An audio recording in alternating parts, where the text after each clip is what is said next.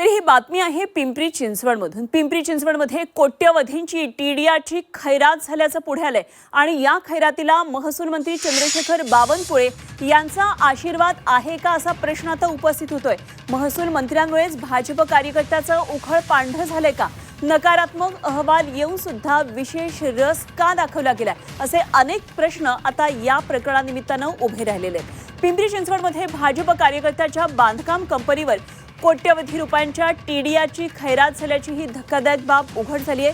Operation खैरात या investigative रिपोर्टमधून Zee 24 तासनं हा गैरव्यवहार उघडकीला आणलेला आहे। पिंपरी चिंचवडच्या चऱ्होली सर्वे क्रमांक 33 या जागेवर महापालिकेनं मलनिस्सारण प्रकल्प उभारला। ही जागा हनुमंत गायकवाड यांच्या मालकीची होती।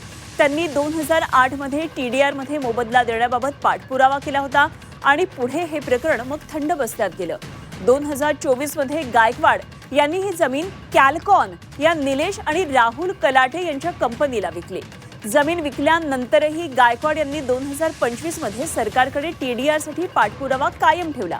महापालिका आणि मुद्रांक नोंदणी महानिरीक्षकांनी नकारात्मक रिपोर्ट दिला असतानाही बावनकुळेंनी आपल्या अधिकारामध्ये महापालिका आणि आयजीआरला जमिनीचा रेडी रेकनर दर वाढवण्यास भाग पाडलं आणि त्यामुळे जानेवारी 2025 मध्ये 336 रुपयांचा हा टीडीआर असताना सप्टेंबर 2025 मध्ये 1210 म्हणजे 1210 रुपये स्क्वेअर फूट एवढ्या किमतीनं वाढवण्यात आला।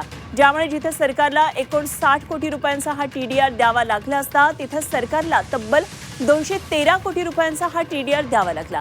सरकार या प्रकरणामध्ये महापालिकेचा पैसा वाचवल्याचा दावा करत असलं तरी सरकारचं जवळपास 152 कोटी रुपयांचं नुकसान झाल्याचं समोर आलेलं आहे।